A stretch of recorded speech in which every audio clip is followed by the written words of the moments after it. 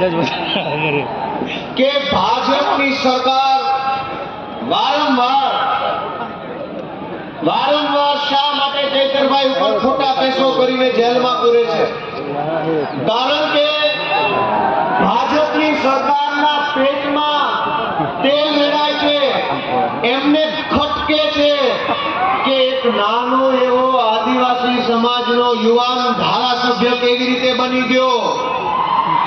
દોસ્તો, વિસાવદર વિધાનસભાની ચૂંટણીમાં વિસાવદરના ખેડૂતો, પશુપાલકો, રત્ન કલાકારોએ જ્યારે મને મત આપી ધારાસભ્ય બનાવ્યો તો ત્યાં પણ ભાજપને આ વાત ખટકી કે ગુજરાતમાં આ નાના જુવાનિયા ધારાસભ્યો કેવી રીતે બની જાય છે. વર્ષો સુધી ભાજપે ગુજરાતમાં એવી રીતે સરકાર ચલાવી કે જે ગુંડા હોય એ ધારાસભ્ય બની શકે, લફંગા હોય એ ધારાસભ્ય બને, બે નંબરિયા હોય એ ધારાસભ્યો બને. ગુજરાતના ઇતિહાસમાં પહેલી વખત આમ આદમી પાર્ટીના માધ્યમથી અરવિંદ કેજરીવાલજીના નેતૃત્વમાં મારી જેવા, ચૈતરભાઈ જેવા નાના પરિવારના છોકરાઓ ધારાસભ્યો બનવા લાગ્યા છે. એટલા સામાન્ય પરિવારના માણસો છીએ, એટલા ગરીબ ઘરના માણસો અમે છીએ, સામાન્ય નાના એવા ગામડામાંથી અમે આવીએ છીએ કે ધારાસભ્યનું સપનું તો બહુ દૂરની વાત છે. જો આમ આદમી પાર્ટી ન હોય, જો અરવિંદ કેજરીવાલ ન હોય તો આ ભાજપ ને કોંગ્રેસ વાળા તો અમને તાલુકા પંચાયતનો સભ્ય ન બનવા દે. મુદ્દો એ નથી કે ચૈતર વસાવાએ ગ્લાસ માર્યો કે પથ્થર માર્યો કે ધોકો માર્યો કે આંખ મારી, એ મુદ્દો નથી. મુદ્દો એ નથી કે ગ્લાસ માર્યો કે નહીં. મુદ્દો એ છે કે ચૈતર વસાવાએ ડેડિયાપાડાથી તીર માર્યો અને તીર સરકારની છાતી પર લાગી ગયું. એ તીર ભાજપની સરકારની છાતી પર લાગ્યું. આદિવાસી સમાજને જગાડવામાં આવ્યો, યુવાનોનો અવાજ બનવાનું કામ કર્યું, એટલા માટે જેલમાં પૂરે છે. પણ દોસ્તો, ભાજપના 8 પાસ ડફોળ નેતાઓને મારી એટલી વિનંતી છે, ભાજપના 8 પાસ ડફોળ નેતાઓને એટલી વિનંતી છે કે જે નેતાની જગ્યા યુવાનોના દિલમાં હોય એનું જેલ કાંઈ બગાડી શકતી નથી. જેલ મોટી નથી, જનતાનું દિલ મોટું છે અને ચૈતર વસાવાની જગ્યા સમાજના દિલમાં છે. દોસ્તો, આ ચૈતરભાઈ વસાવાની લોકપ્રિયતાની વાત કરું, વર્ષોથી ભાજપમાં, કોંગ્રેસમાં પણ આદિવાસી સમાજના નેતાઓ ચૂંટણી જીતે છે. કોઈ સાંસદ બને, કોઈ ધારાસભ્ય બને.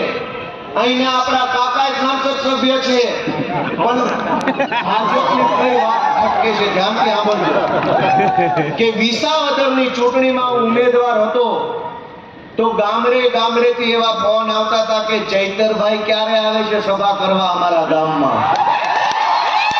ચૈતરભાઈની સભાની જાણ થાય, હજારો લોકો ગામડામાં આવે.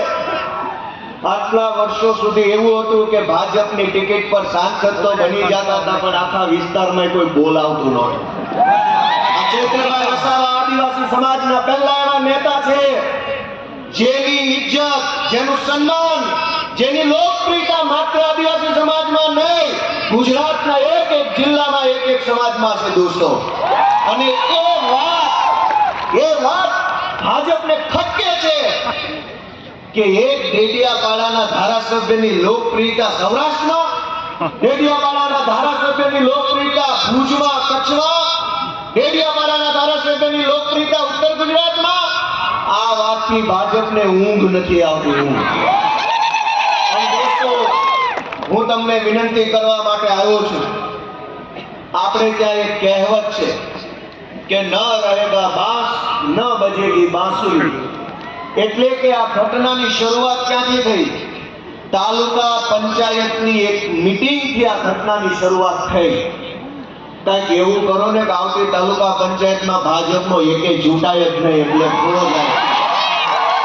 તાલુકા પંચાયત પંચાયત બનાવો આમ આદમી પાર્ટીની ડેડિયાપાડામાં, સાગબારામાં, નાંદોદમાં, બધી જ તાલુકા પંચાયતમાં ચૈતરભાઈના નેતૃત્વમાં યુવાનોને ચૂંટણીમાં મત આપીને જીતાડો અને આ ચોરી કરનારા લોકોને ઘરે બેસાડો. દોસ્તો એવું તો વિનંતી કરવા આવ્યો છું.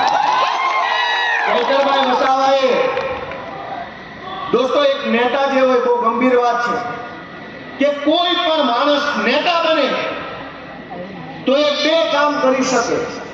એક કે કોઈ રોડ બન્યો, કોઈ નાળું બન્યું, કોઈ ગટર બની, ક્યાંક બ્લોક નખાયા, એ થયા સરકારી કામ.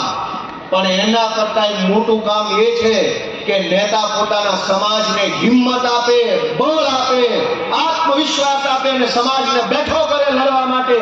એ સૌથી મોટું કામ હોય છે.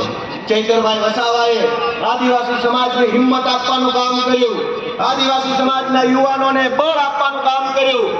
દાહોદ હોય કે ઝાલોદ હોય કે છોટાઉદેપુર હોય કે સાબરકાંઠા હોય, જ્યાં જ્યાં આદિવાસી સમાજ ઉપર અત્યાચાર થયો, અન્યાય થયો, ભ્રષ્ટાચાર થયો, ત્યાં ત્યાં ચૈતર વસાવા ઉભા રહ્યા અને લોકો માટે લડવાનું કામ કર્યું.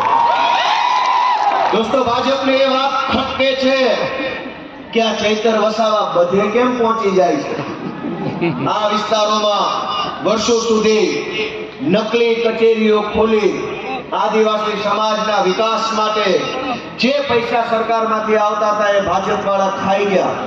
બધુંય મિલી ભગતથી ચાલતું હતું. ભાજપ અને કોંગ્રેસના નેતાઓ ભાગ બટાઈ કરી આદિવાસી સમાજના અધિકારોના પૈસા ખાઈ જતા હતા. એને રોકવા વાળું, ટોકવા વાળું કોઈ નહોતું. તો ભાજપને મજા આવતી હતી, કોંગ્રેસને મજા આવતી હતી. પણ જેવા ચૈતર વસાવા આવ્યા અને ભાંડા ફૂટવા લાગ્યા તો હાહાકાર મચી ગયો કે આને જલ્દી જેલમાં પૂરો. તો આને જેલમાં નહીં પૂરો તો બધો ભાંડો ફોડશે. દોસ્તો મનરેગા કૌભાંડ 2,500 કરોડ રૂપિયા આદિવાસી સમાજના ખાઈ ગયા. કરોડો રૂપિયા એક તરફ ગરીબ પરિવારમાંથી આવતો વ્યક્તિ હોય, ભણવું હોય, નોકરી જોતી હોય, કંઈક નાનો મોટો ધંધો કરવો હોય, એની પાસે મૂડી નથી, પૈસા નથી. બીજી બાજુ